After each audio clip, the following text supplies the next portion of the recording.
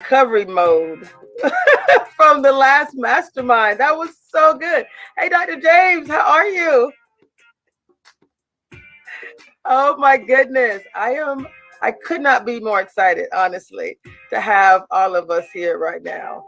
I know, this session today is actually an action and accountability session.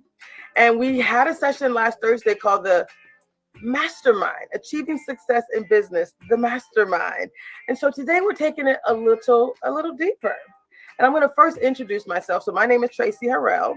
I'm going to have John show a few slides as we talk about what we're going to do. But ladies uh, and gentlemen, tell me real quick, what would you identify as your revised definition of success in business given known challenges? So not just success. We talked about that in our last session. What would you say, Miss Melissa Brown? I'm going to still stick with alignment. I really am. That, I think we have to stop moving and living in these compartments where you have levels of success in this public arena, or you're a certain way depending on what group of people you're around. And then privately, what I know for sure from the people I work with, you can be suffering and you cannot feel successful. And so when you have all of those areas, when you feel like there's a level of alignment in all of those, that's what I call success, where you don't have public success and private pain. Mm, Dr. James said, wow. What do you got to say about that? What is your definition of success in business and in life, Dr. James Carter? I think for me, the opportunity to be able to give back.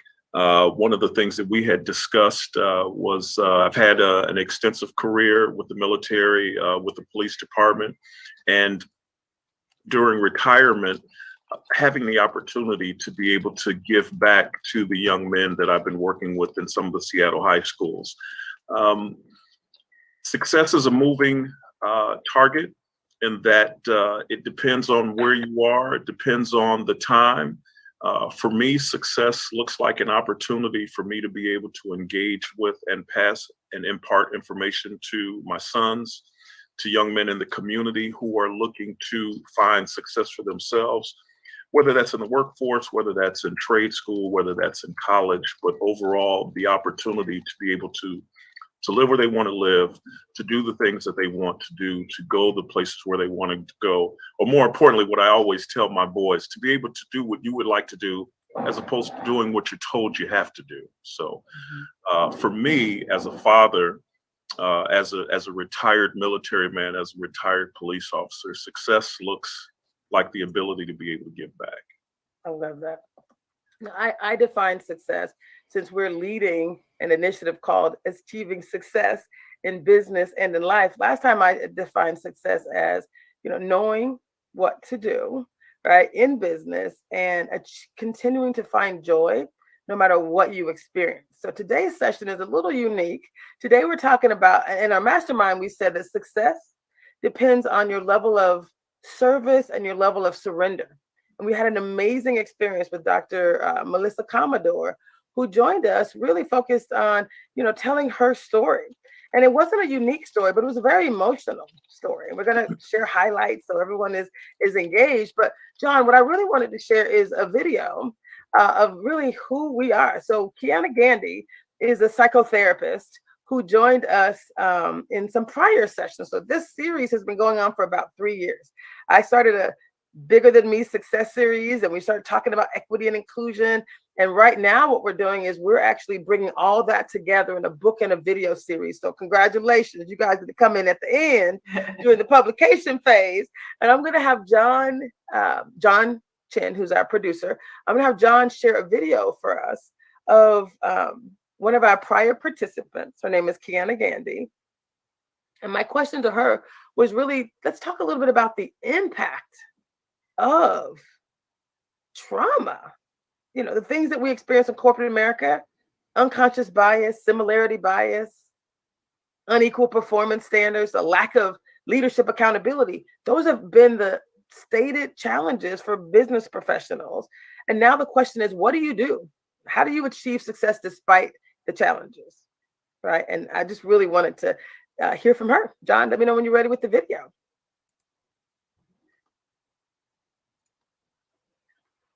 Speak out. Right. So if I'm hearing your question, wholly, really talking about the roots running so deep with a distrust in workplace. Okay. So yeah, I think what it comes down to, and it might sound maybe like radical or dramatic, right? But I think a lot of times we think about it on this basic level.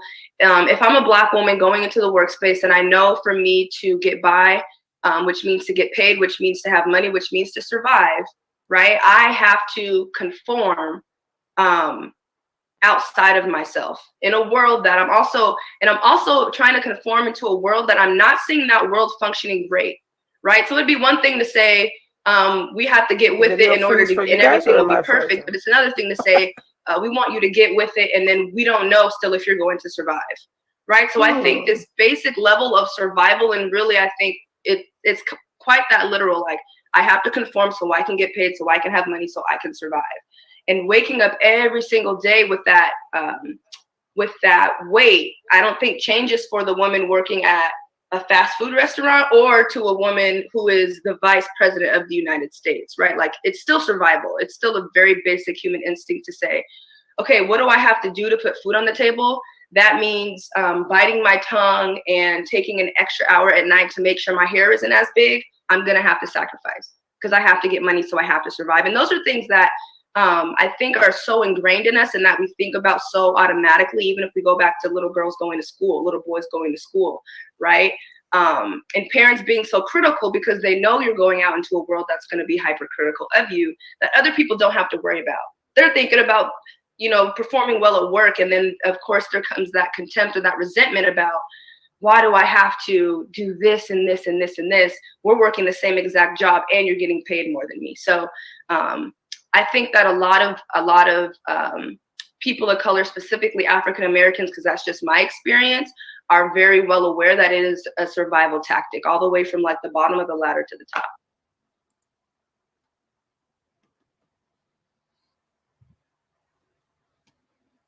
Did you hear that? Did you love that?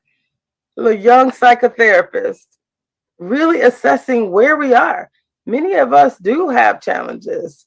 Apparently, I have a low bandwidth, you guys. So if something happens, just continue the conversation. You know what we're doing up here today.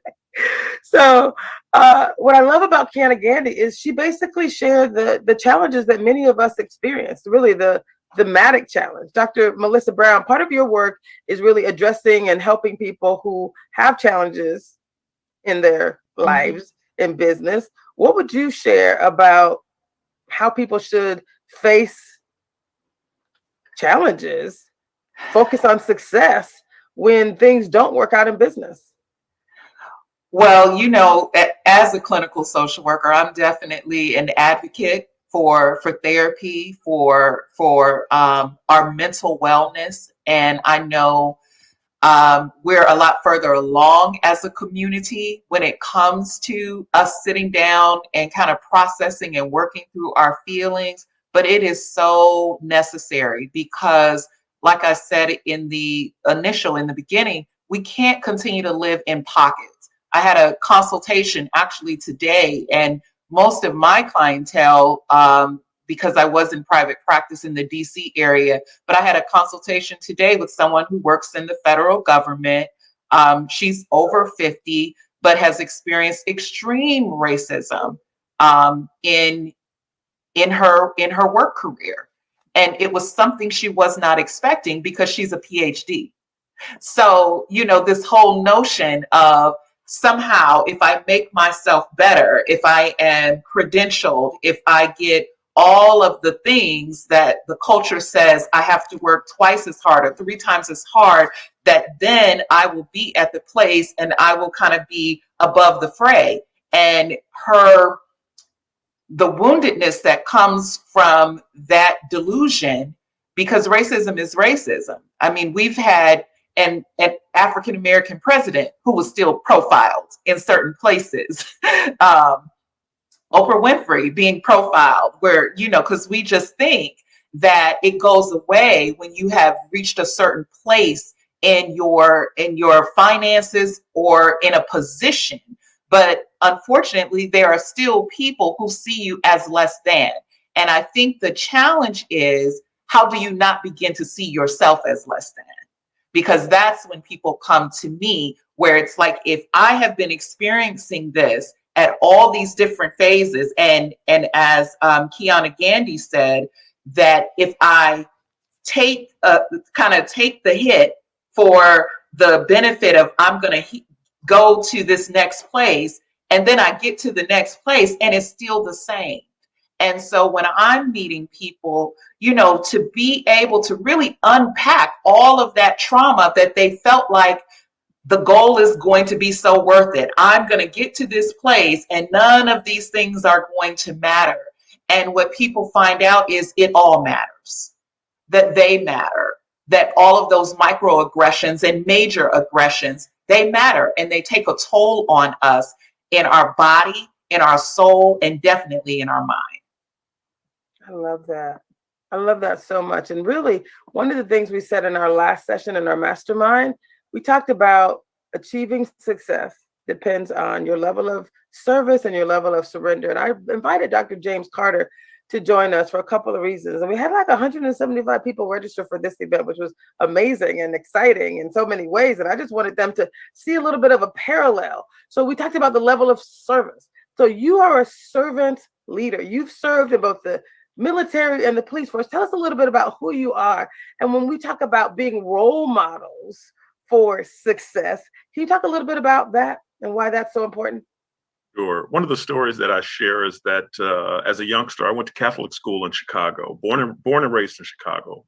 Went to Catholic school, and our uniform was navy blue pants, powder blue shirt, and a navy blue tie. And I just remember graduating from 8th grade and thinking to myself, I will never wear this combination of colors ever again. And wouldn't you believe, maybe about 15 to 20 years later, I joined the Chicago Police Department and the United States Air Force. And that uniform is navy blue pants, powder blue shirt, navy blue tie. So possibly born into a life of service, or certainly that divine connection with it.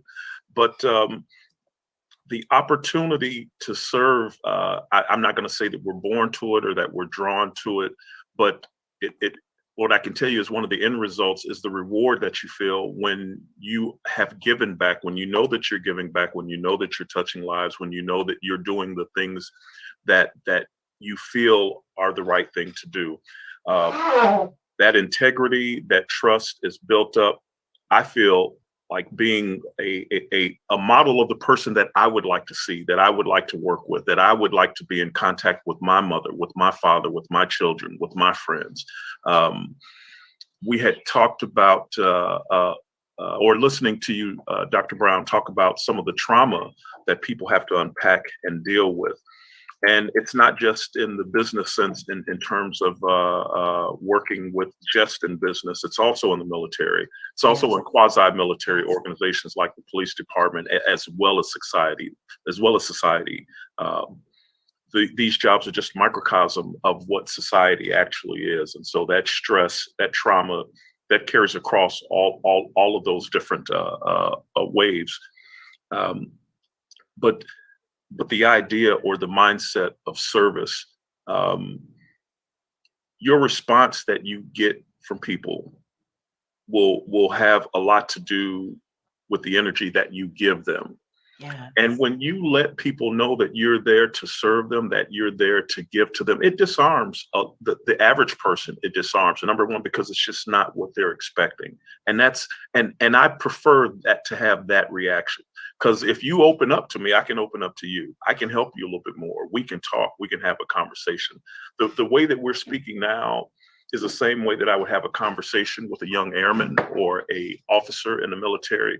It's the same conversation that I would have with young officers on the police department, and also with offenders, criminals, victims, things of that nature, because the way we communicate with people sometimes, or more often than not, dictates the way that they will respond to and then communicate with us. So to me, service is a big thing. I take a little bit of it away from being in Catholic school. I take a little bit of it away from having a mother and a father who were really engaged and involved at home.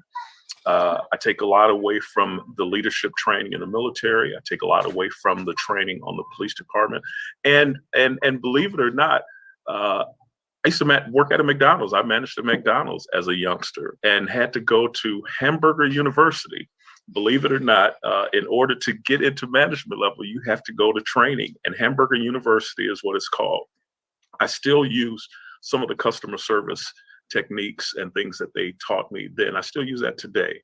And so, service is really important. Again, you may not be born into service, but once you have an understanding of your relationship to it and the people around you, it'll really help and shape the way you move.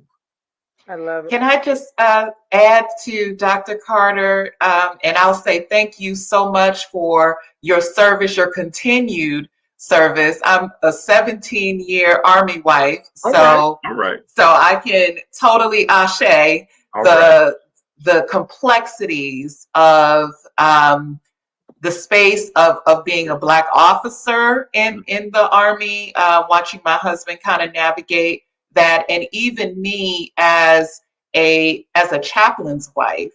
Sure. And which is a unique thing because there aren't a lot of, there are African-American chaplains, but there are more, we are more the minority, and even the theological positioning.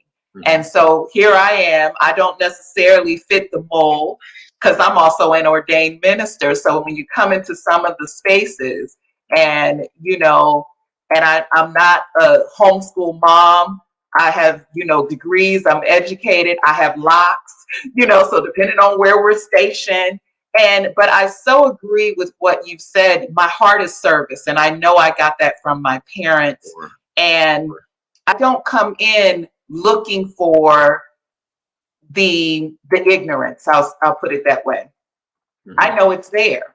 Sure. I already know that I may get judged, that people may look at me a certain way. I'm not coming in with that. I come in from the posture of I'm here on an assignment.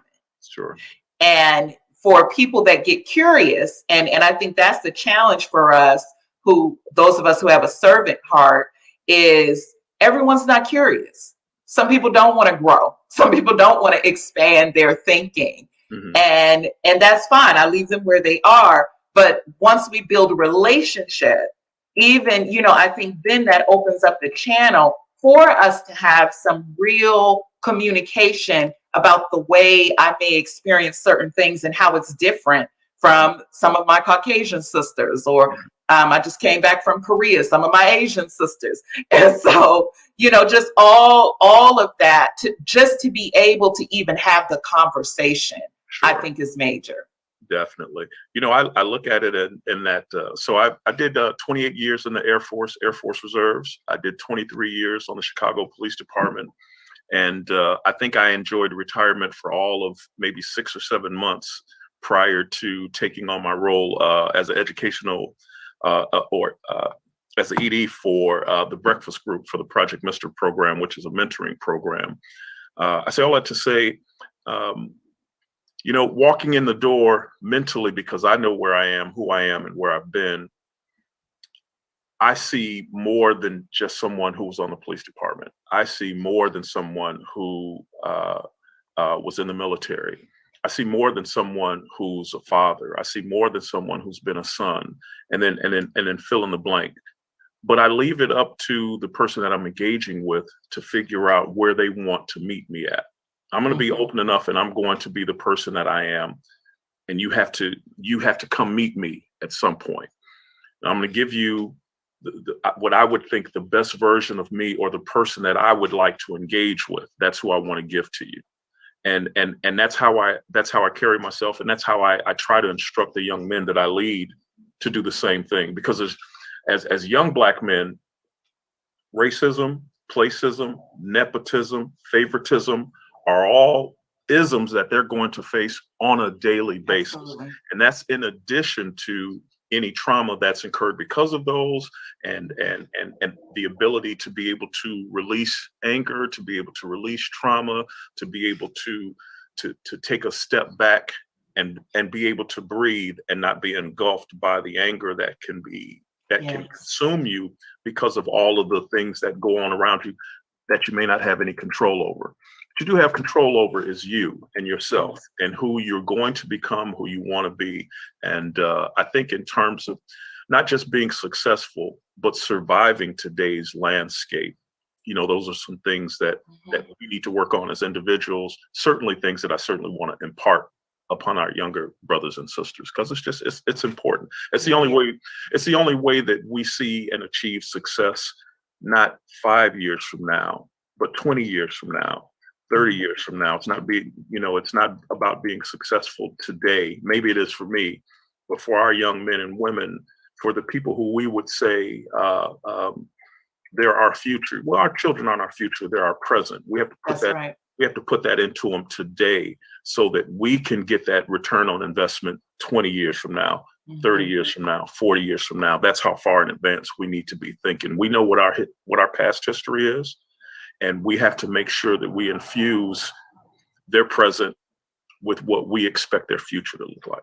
I love that so much. So one other individual I wanted to share, Rachel Green, is actually the past president of the Seattle chapter of the Black MBA. And we were having we've had similar conversations on this topic. And I'm going to just let Rachel share what her experience has been. So when we think about achieving success in business and in life, and we know that sometimes equity and inclusion impacts your ability to be successful. So let's hear what Rachel has to say.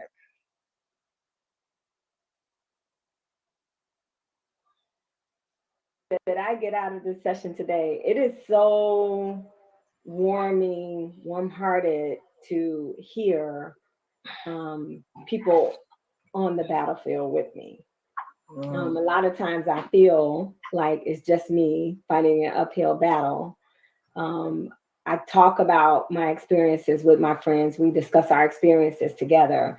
And like someone asked, I think it was Karen, like, okay, we know that this is happening. We recognize it now. Now what? And we've received some really good information here about now what. Don't just have a town hall. Take the next step, not only to hire people, but to include them. And to have equality and equity also. So the thing that I heard today was about a couple of organizations that are doing wonderful things for African-American businesses, which is heart, it just warms my heart. The other thing that I heard is validation for some of the experiences that me and my friends and family have experienced.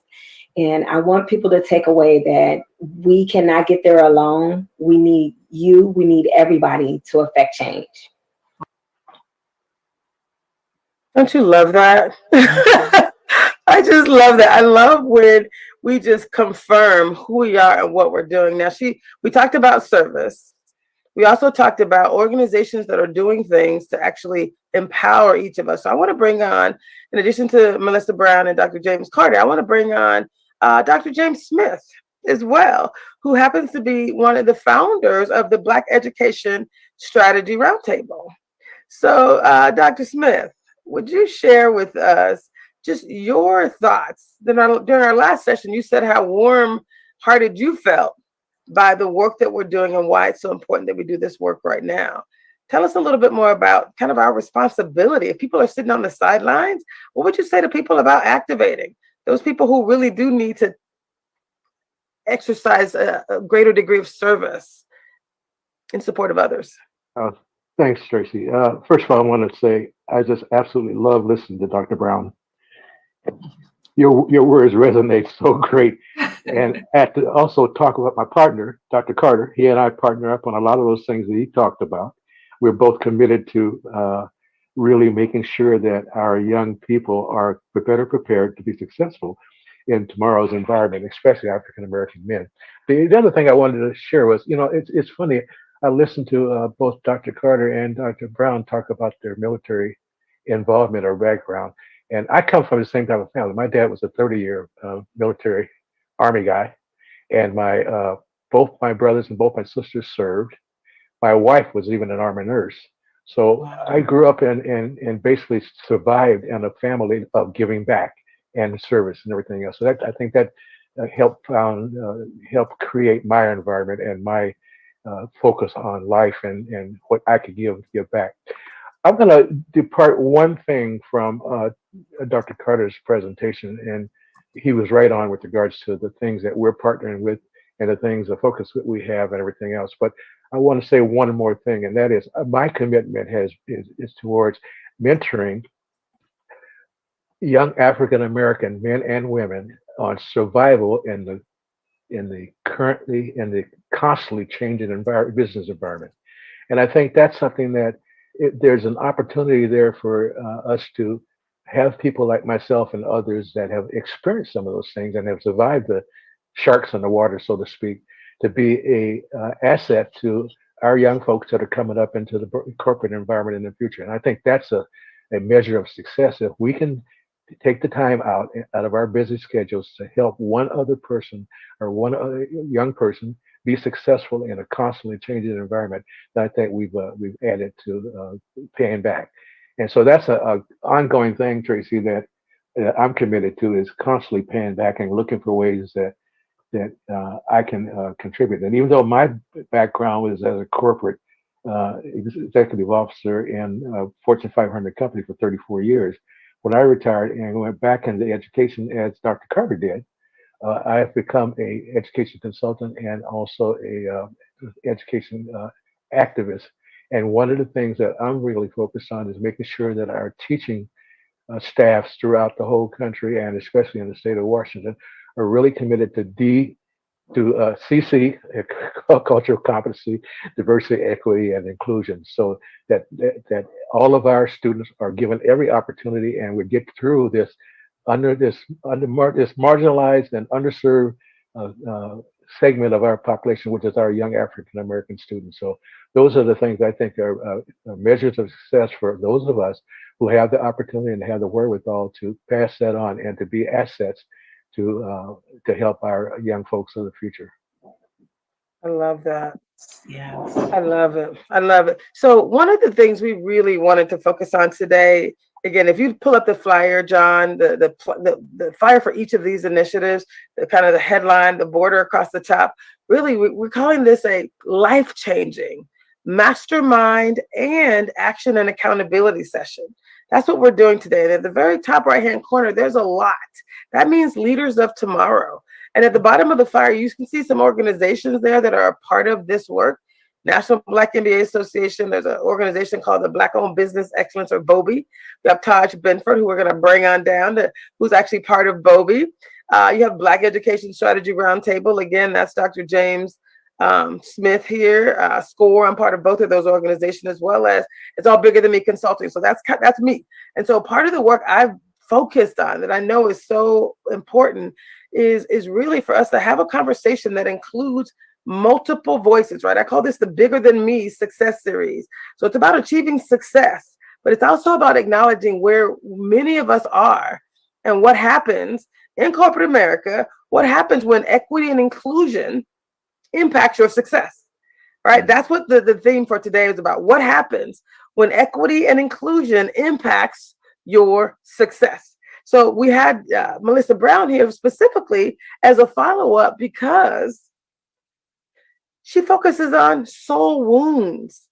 So you've had leaders talk about their experiences. We had Dr. Melissa Commodore join us last time, fighting back the tears from a recent soul wound. And I wanted Melissa Brown to just share with people real quick, what are some of those additional words, the common things that you did for her that actually brought her to a level of peace and release? What would you say about that release process when equity and inclusion does impact your success? You made a joke last time. You were like, when somebody you train gets the promotion. Yeah, that wasn't a joke.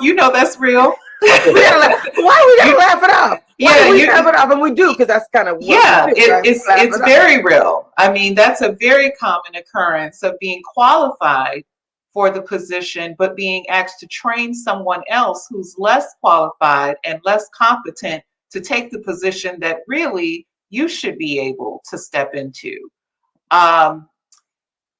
There's a couple things I want to say. I want to just go back to what Dr. Smith was saying and Dr. Carter. Community is so valuable and so important.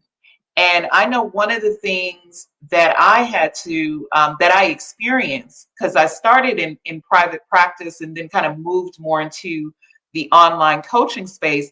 And over the last couple of years, and definitely since the pandemic, I would have people continually signing up. And these were women, these are all professional women, many of them leaders in their industry or entrepreneurs. And I kept saying, they've already had private coaching. They've already done a group program. Why do they keep signing up? And finally, as I reflected on it, God was like, it's the community. Because they needed space, not just one time, but continually to be able to come back and talk about, okay, I did this work on myself, but I'm still dealing with this. I'm still having to have difficult conversations. It impacted me like this. And to be in a place where they could be understood, where they knew their voice would be heard. And so I can't underscore enough the need for us to be intentional about creating sacred space, creating community, because there's so much isolation, particularly if you are a person in leadership, because most people come to you. Most people want to tap into you. But where do you go to kind of unload, to say, you know what, it's been a lot for me too. Yes, I'm the leader. Yes, I've been doing this for 20 something years or 30 years, but we all get tired. And so one of the key elements, even, you know, what I did with Dr. Melissa last week was just the acknowledgement of her experience and her pain. As the past president said, she felt validated. Validation is so important to the human experience. And so, you know, in this world where people are still questioning whether or not racism exists, you know, how do you, you know, where do you go for someone to say, I hear you? And to also say, I'm so sorry that happened to you.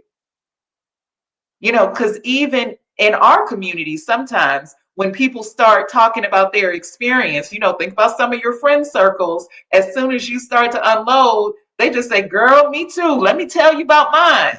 And so it has to be intentional to make the space for someone to be kind of held emotionally and to be able to talk about their story. Because in my opinion, I feel like that's why some of us get stuck in the story, because we've never been allowed to tell it. Mm-hmm. So how do I move on when there's really been no space for anybody to say, I see you. I see you. I just went to Veronica Berry's art gallery in Seattle. So, you know, the sister, I see you. I acknowledge you. And to affirm who I really am. Well put, Dr. Brown. Very well put. I see. Incredible. You. Incredible. Yeah. Yes. And so that's really what this entire initiative is about. So achieving success in business and in life. It's meant to be a life-changing mastermind and action and accountability session. So we're basically creating community online and in person, because when she was tearing up, it's because you were looking in her eyes. She could see all of us nodding and virtually hugging her up. It was a beautiful, beautiful thing. It really was about, we get to decide what success looks like. That's why this is called the Achieving Success in Business and in Life, because our lives matter. All lives matter. I believe that. Dr. James and I have talked in the past about, this is about inclusion for all. I'm not just saying Black people deserve to be included. All, everybody should be included. And so one of the words that I heard was this idea of community. And Taj, I brought you on because you have a heart to serve and you're all about community. You're part of an organization called the Black-Owned Business Excellence, right? And you're also part of Seattle Credit Union, and you're doing a number of different things. Talk real quick about why community is so important and why this means, what this means to you. Anything you want to share to the community here? I think we have to unmute him. There you go. Thank you. Glad to be here. Thank you, Tracy. Well, Dr. Brown. Melissa is fine. Okay, Melissa, you're not just speaking, you are teaching today. Thank you so much for those words. Everything that you mentioned, I relived so many different segments of my life and my career and experiences. And it made me think of, I've been in banking for over 18 years now, and I've done a lot for institutions that I work for. And there's this one particular institution that they just left a bad taste in my mouth. And of course, I'm not going to say their name, but I did so much for that institution, that financial institution. I inserted myself into community. I am a community leader. I was a community leader for that organization or institution. And I was always told, oh my God, Todd, you're so great. You're so great. I made really strong relationships with people and managers in different departments, and they would recruit me. Now I would literally teach a weekly course on small business every week for my entire district. And that particular manager said, you know, I have an opening coming up and I would love to have you apply. I applied. I did not get the position. 2 other people who I was actually coaching received positions, but not me. But Todd, you're so great. You are so great. Second, It sounds like a soul wound to me, Melissa. We've got some work to do up in here. Listen, I have to stitch myself up. See? Twice. So a different manager, same area, different type of business. Hey, I heard you're doing really great things. I want you to apply for this position. You apply for it, it's yours. I want you on my team. I've heard such great things about you. Todd, you're so great. I didn't get that position either. I stayed focused on community. I stayed in community because that's where my heart and my passion is. And upper management noticed that I was doing a little too much in community. So I was told to humble myself, literally. Wow. You need to humble yourself. What does that even mean? Right? I couldn't even ask the question. I had to, just take it and dissect it myself and say, what did they actually mean? Because these are the same people that told me that I was great, but now I need to humble myself. That was told to me twice. And it just got bad. And now I said, well, since I'm so great, let me go be great somewhere else. I tell leaders all the time, if you don't take care of your people, they will take care of themselves. And sometimes to move up, you have to move around and you have to move on. You know your worth, you know your value. So go out and get your worth. Go out and get your value. I wish I'd have met you when you were turned down the first time, because that's what I'd have told you. That's exactly what I'd have told you. So and that's exactly what it was. And thank you for that, because it was rough. Mm-hmm. It was hard. I questioned my value. Mm-hmm. And I said, this is horrible. It led me to a place where I was questioning myself. Yes. As an individual, all the way down to the core of who I am as a human being, but especially as a Black professional. So I decided to move along, and Seattle Credit Union, they scooped me up. I've been with Seattle Credit Union for 1.5 years now. I was hired as a senior branch manager, and they hired me and they said in the interview process, I told them, I said, they don't want me involved in community anymore, and this is my passion. This is what wakes me up in the morning, every morning.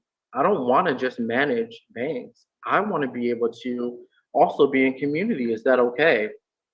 We value that, Taj. Mhm. They're lost. Listen to that. Hired on, and I've been there for a year and a half. And I just accepted a new position, and I started yesterday. Congratulations. Thank Yay. you. Hey, So that's the Lord putting you where you need to be, brother. the That's all it universe, is. the That's all universe it and is. God takes very, very good care of me. I am now the small business manager for Seattle Credit Amen. Union. Yeah. And can I just say, Taj, again, I'm sorry that they didn't see your value. Mhm. But I also believe that your steps are also ordered. That's And right. so although you may have kind of, listened to what they were saying and all of the promises that turned out to be empty, which, it begins to make you paint this picture of, yeah, I'm going to have this career. It's going to look like this.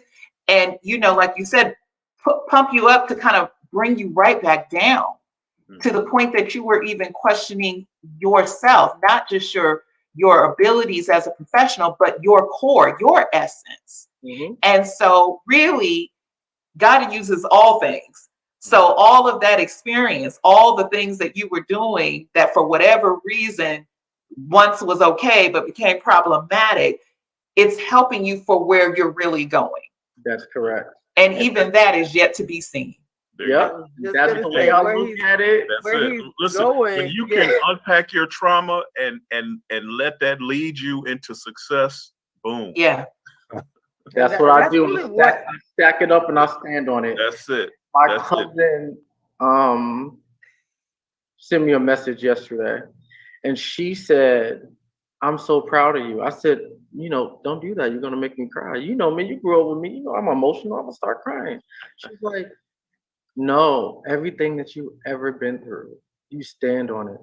And I did. That's me. There you go. Yeah. Put that in your toolbox. Yeah, put that in your toolbox so you can draw on that and learn from that, and then teach that to others. Well, I was just exactly. So part of the reason we're doing this work right now, and I love this conversation, is because so many people are having these experiences, right? We've had diverse individuals on this call, allies and leaders on the calls, and they say, we thought we had it nailed, but we got questions. Like, we know it's happening, but they don't really understand what to do. One of the things that Joe Handy, and Lewis Rudd said in our last session was, we have to teach people how to treat us, right? And that's part of what this is about. It's the video series, it's the book series, but it's also showing up, knocking on doors, saying, hey, for all you organizations who said you wanted to do to create an inclusive culture, here's what that looks like. Here's how you prevent the things that we know happen as a regular part of business in corporate America, in business and entrepreneurship in general.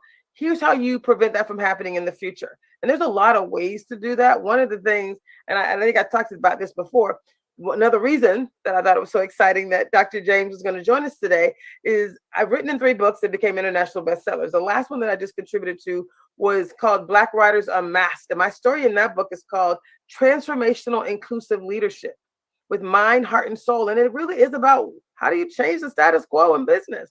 How do you change what we say we want to change? How do you actually drive change? And Dr. James Carter actually happens to have written his dissertation on transformational leadership. I made up the concept of transformational inclusive leadership, combining adaptive leadership and inclusive leadership and servant leadership and 6 different types of leadership and all the work I've done for 30 years in this space, right? We have best practices. We know what to do. What's exciting is now we're all in a place together. And I'm going to go to Dr. James now. We're going to bring him back on board, because part of what he also said to me was, Tracy, now is the time for us to show up on the doorsteps of organizations like WERE, W-E-R-E, Washington Employers for Racial Equity, right? Governor Christine, he's on the panel. He's on the advisory panel for the president of the University of Washington. We're going to bring this conversation to them because it happens everywhere. And the more leaders that we have as a part of this advocacy, this conversation, this new activation, that's where change, real change happens. Dr. James, I see your hand up. We're going to bring you back onto the conversation. you want to share real quick a little bit about the change, how you're ready to activate, and now is the time for us to do this in community? Yeah.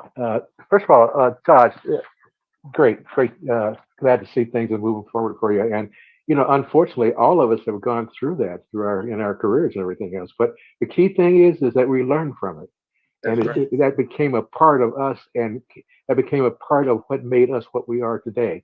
Those learning experiences and everything else. There's two things, Trace, before I make my other comment, and that is the fact that one of the obligations that each and every one of us have, anytime we have an opportunity to interact with someone in a management or executive leadership role in a corporation, to help them understand that there is a difference between diversity, equity, and inclusion. And so often, a lot of people intermingle those and don't understand that there is a difference. There's a tendency sometimes to put things in silos, but they aren't. They're intersecting all the time. And those are some things I think that we have an obligation to do. Tracy, let me share one real quick story because I think this will kind of build on what Taj talked about. I was part of a group of 8 executives that were brought from around the country that were going to become executive directors for the company that I worked for. I was the only black out of the 8, and there were 2, and I was only black that had a PhD, quite frankly. And there were 2 other people went out on those positions ahead of me and did not have the kind of record and the kind of success patterns and everything and results and everything else that I had accomplished in my previous job. So one day I was walking. I shared this with Tracy. One day I was going to lunch, and one of the senior vice presidents was walking down the hall with me and said, "Hey, Jim, why don't you join me for lunch?" And so I did, and we started talking and everything else. And somehow it got around to talking about school and education. And it came up in the conversation that I had my PhD, and I was one of only 2 people that had a PhD in the company at that particular time. And then he asked me, "Can I read your dissertation?" And I said, "Sure." And so I brought it in, and unbeknownst to me, the president of the company, and some of the senior vice president read my dissertation. And with 2 weeks, I was promoted to area director in charge of 4 states and over 1,500 employees. So sometimes it just pays. Sometimes it just be in the right place at the right time, and understand that it's a matter of somebody recognizing the value that you bring to the table. And sometimes we have to promote ourselves. And Yes, absolutely. sometimes we have a tendency sometimes to lay back. And I say, lean forward. What is it going to hurt to sit there and say, "I got this, I got that, I got this. These are my accomplishments, these are my results."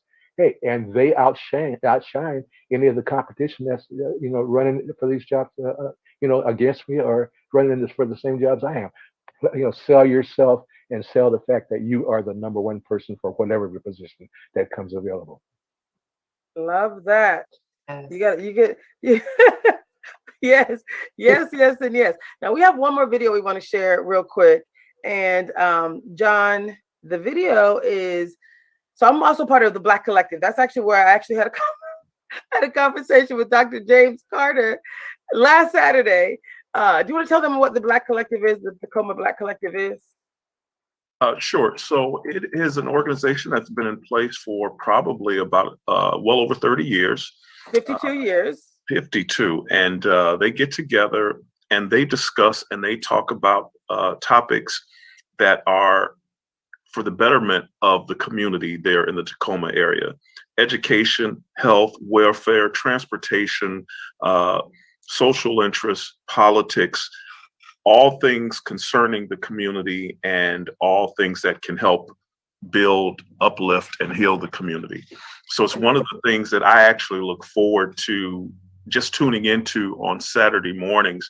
That in addition to starting off with a prayer and then going over COVID protocols and things of that nature, and then talking about, hey, this is what we need to be in tune with in the community. This is something that needs to happen in every African American community across the nation. It is just incredible. And there are some times you'll get online and close to 100 to 150 people are online engaging in what's going on around them. So as opposed to sitting up watching the news some days, this is what I look forward to in getting my information is from the Black Collective. Had the opportunity to engage with Tracy at the end of the Black Collective meeting because there were some folks who had some comments or some questions in regards to police brutality. And that's how Tracy and I really connected and engaged in that. I think I had some really outspoken comments in regards to what police brutality wouldn't look like if I was one of those people standing out on the street in uniform with the folks that were engaged. So let me be clear what he says. He's being very mild. What he said is, if I was standing around when George Floyd, come on, tell the story. Don't make me tell it for you. So we got to the topic of George Floyd, and I said, the problem is that when incidents of police brutality pop up, they try to use a sledgehammer to kill an ant instead of dealing with the elephant in the room. So now I'm going to tell you right now, if a supervisor had pulled up on the scene and saw that white officer had killed that black officer in broad daylight in front of people with video cameras, if he'd have took that cat's badge off and took his gun off and put his ass in the back of the squad car, we would never have had any of the protests. There wouldn't be murals. There wouldn't have been demonstrations, none of that, because that's the right thing. But all too often, so that we don't offend anyone, or so that we don't make it look as though they're applying the laws to them that they want to push on us, they go all around the outside of that.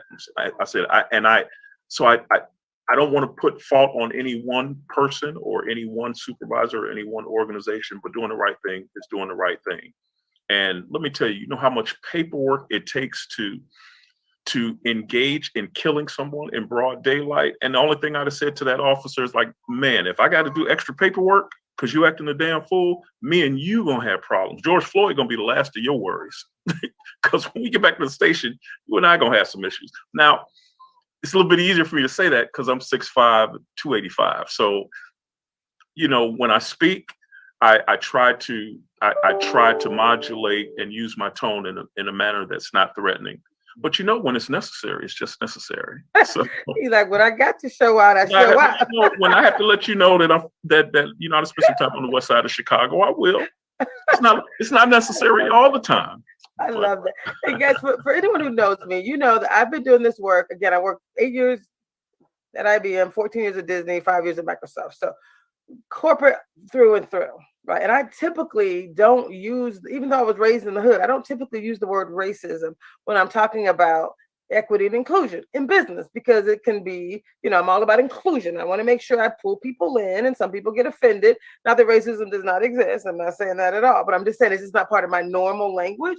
However, as a part of the Black Collective, I'm part of the health committee, and they shared this next video with us. And I think it's really critical to add a higher level of urgency. So when the George Floyd murder occurred, I actually was already writing and was doing this work around equity and inclusion. And then it was just like, if not now, then when? And if not me, then who? Like, let's change the status quo. So my entire life is actually focused on like leaving all that I have, creating a space where we can build community and we can actually change the status quo, whether it's someone being choked out on the streets or being choked out. I call them corporate chokeholds in America, because it can feel devastating to have an experience. We call them the golden handcuffs, and to wake up every day knowing you're going in. I literally sat across from a young girl who wanted to commit suicide because of the experience she was having in corporate America. That was also my activation to say, oh no, thank you, Lord, for giving that person to me, because now I'm about to do me, right? And so this is part of why I was put on this earth. So I'm going to share this video, and I just want to, just the beginning of it, and then we'll have the health committee come back and talk a little deeper about this experience. But what I do know is we have a different experience. We have a different lived experience, whether it's driving while Black, whether it's shopping while Black, or whether it's in corporate America. So here's a little bit about the physical impact of an experience for people who look like us. The past year has been and continues to be an incredibly stressful time for just about everybody. But for a lot of white Americans like me, it's also been a year of recognizing just how much harder that stress is hitting Black and brown Americans. The COVID-19 pandemic put a spotlight on racial disparities in health. In the U.S., the death rate among Black people is twice as high compared to white people. Black Americans in particular are dying at double the rate of their population. Most of the bus drivers in the city of Chicago are Black. Most of the food service workers are Latino. Those populations are struggling hard in all of this. But the disproportionate effect of this virus is just one part of a long list of racial gaps in health. Would I be able to get a subway map? African Americans are at greater risk for developing chronic diseases. More than 75% of Black Americans have hypertension, compared with less than 50% of whites. And when we talk about why those gaps exist, we often talk about neighborhood, socioeconomics, and medical treatment. But I'm wondering about the experience of racism itself. How does the stress of living with discrimination impact people's bodies? Your age captures how long you have lived. But if you're living in a bad environment, your age is also capturing how long you have been exposed to bad environmental conditions and how physiologically deteriorated you have become as a result of that exposure. These microaggressions, they accumulate over time. It's like a death by 1,000 tiny little cuts. Y'all, she said death by 1,000 little cuts. There's obviously more to that video, and we'll play more of it in one of our next sessions. I just want to bring everyone back, Dr. James, Dr. James Carter, Dr. James Smith, Taj, and Melissa. As we close, I can't believe this is like the fastest hour of my life. We literally have 3 minutes left. But let's just kind of get some closing words. If you have to provide some insights, and keep in mind, this is a series, so we'll be back, more to come, right? We're hosting these mastermind series, and we're really focused on action. This is the action and the accountability. Bring on Dr. James Smith too, if you would, as well. And so we want to just end with any final words, any final actions that you would recommend related to achieving success in business and in life. And it looks like Glenn Gregory has a question. We're going to actually catch you at the end, Glenn. We're gonna close with having each of you provide any action, any call to action related to achieving success in business and in life. Given that we know equity and inclusion can impact our success, I'm going to start with you, Dr. James. What would you share with someone who, just say a young person, right? Our leaders of tomorrow, or maybe even a seasoned professional who's wore down from the experience, right? We all want to hear something, some words of wisdom from you. What do you got, Dr. James? Sure. Pay that education forward. Pay that experience forward. Pay that good information that you've received. Pay that training. Pay that the recovery from that trauma forward. Because in sharing that with our younger generation, we're also preparing them for life. We're preparing them for success. Does us absolutely no good to achieve greatness in education, in life, and work, and not give that back to this younger generation, and then sit and complain that they're not who we are or who we want them to be. Pay that forward. I love it. Pay it forward. Taj Benford, I see you smiling and nodding your head. What action would you share? Make mistakes. Making mistakes, people, the perception of that is failure. Change the perspective of failing. When you fail, you learn, if you allow yourself to learn.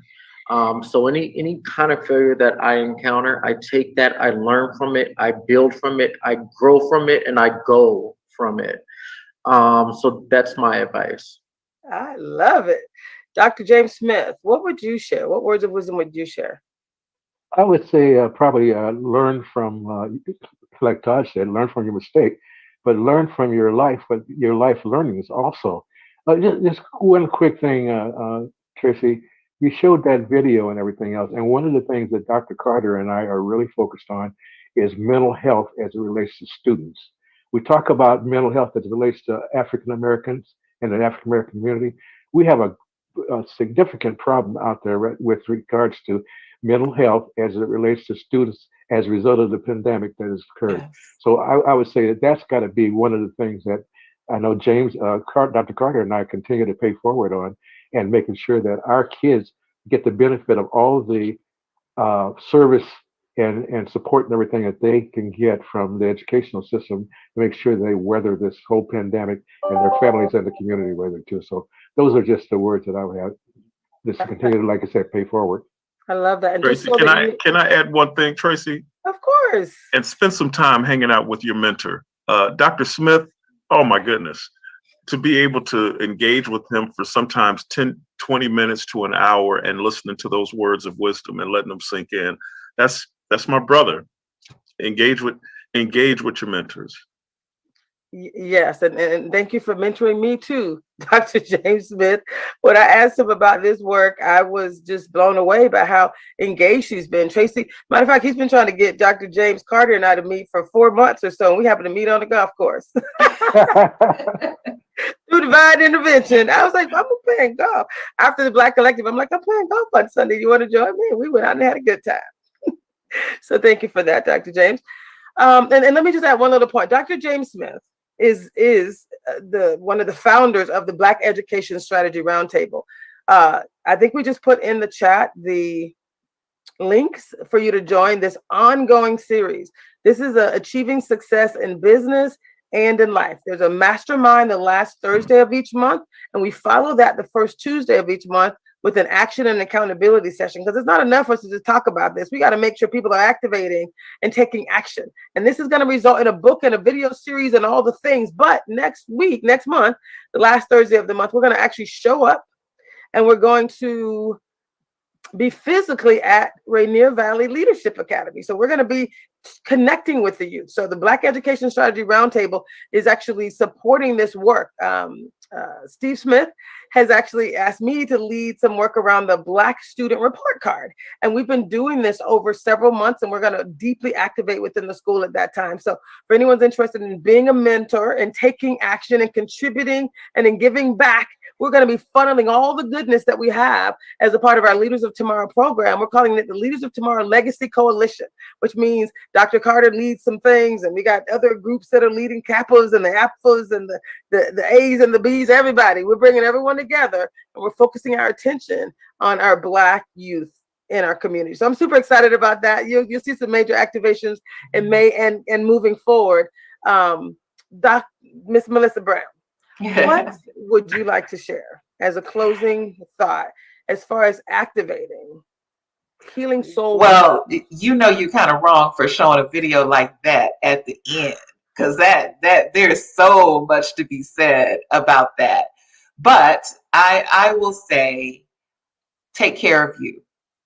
That as hard as you may work to climb the corporate ladder, put the same level of energy into affirming and knowing you, so that you don't lose yourself and find out and discover that you're at the top of the bottom. And I also want to echo one of the comments from Glenn Gregory. Black people are not broken. It's the system that is broken. And, Tracy, you may have heard me say this, that there's a quote that I tell my ladies, which is, there's a part of you that has never been broken and a part of you that never will be. So you may have been wounded, Brother Taj, but you are not broken. That's right. You are whole. That is correct. Yes. I love that. And y'all, this work really is about changing systems.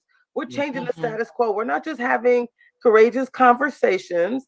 This is about courageous activations, being intentional, bringing this work to the people who matter. And first, we matter to each other. So it's about creating community, showing up the last Thursday of the month and the first Tuesday of the month. We had 185 people sign up rather, for this work. And so signing up is not the same as showing up, right? And showing up for each other, right? Part of the work we're doing as a part of these action and accountability sessions, Taj has resources. We have people and organizations and individuals that have resources. We're saying show up and take advantage of those resources as well. these action and accountability sessions, we're creating breakout rooms. We got people ready to serve you, ready to support you, ready to love you up. So I'm going to say show up and bring someone with you, right? And continue to move this conversation forward. Systems are designed to maintain the status quo, but like Brene Brown says, stories that we own, y'all, we get to write the ending. And stories we don't own us. And so many times when these things, these experiences happen in corporate America or in business, we don't get to tell the story, like you just said. So we get to lovingly talk about what occurred, not because we're whining, but we're owning our story because we get to write the ending. When you mentioned that it made you question your validation, not in this community, right? Yeah, that was back in the day. I don't question anything these days. I know you don't. Not at all. Not one thing. And the challenge is, we have decades of experience. So, I don't question anything either. When someone questions I don't question my abilities. But those young people that we have a huge responsibility for, no one is training them on what the experiences could look like. The reason I sat across from a young girl who wanted to commit suicide is because she thought she did all the right things. Right? Success means you go to school, you go to college, you get a job at a Microsoft and an IBM and a Disney. You go, you step up. No one tells them what that experience can be like. So part of this work is saying, hey, here's what success looks like in systems that are broken. And systems, here's what fixing your system looks like, and we're going to help you to get there. So we have leaders that are engaged, and we thank each of you for being involved and being here today. What I'm most excited about is that we can define success. So more to come. Thank you all for joining today, and I look forward to truly driving change. So achieving success in business and in life. Thank you all. Thank you. Thank you. Thank you, Tracy. Thank you, everybody. Y'all are amazing.